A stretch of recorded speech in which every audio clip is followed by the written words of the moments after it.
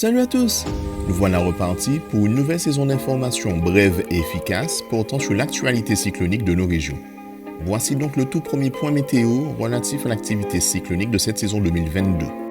Comme tous les ans, les spécialistes tentent de prévoir le nombre de phénomènes susceptibles d'évoluer sur la zone atlantique, en mer des Caraïbes et sur le golfe du Mexique.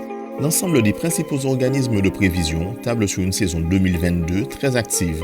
La principale cause de cette possible hyperactivité est liée à l'absence du phénomène El Niño sur l'océan Pacifique.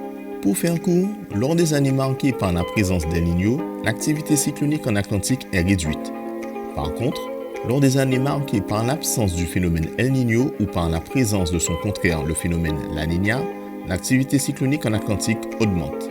Malheureusement pour nos régions, la plupart des prévisionnistes anticipent une année 2022 dominée par le phénomène La Niña et par conséquent envisagent une suractivité cyclonique. À ce jour, la NOAA, organisme auquel est rattaché le National Hurricane Center, prévoit entre 14 et 21 tempêtes, parmi lesquelles 6 à 10 pourraient se renforcer en ouragan. Il est néanmoins impossible de dire combien de ces 21 phénomènes impacteront les Antilles. Concernant les prévisions du jour, une perturbation tropicale est surveillée par le National Hurricane Center. Cette perturbation résulte des restes de cyclones ayant évolué dans l'océan Pacifique.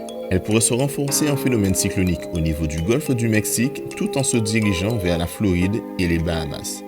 De par sa localisation et la trajectoire prévue, ce phénomène ne représente aucune menace pour nos îles. Voilà, c'est tout pour aujourd'hui. Bonne journée à vous, à bientôt.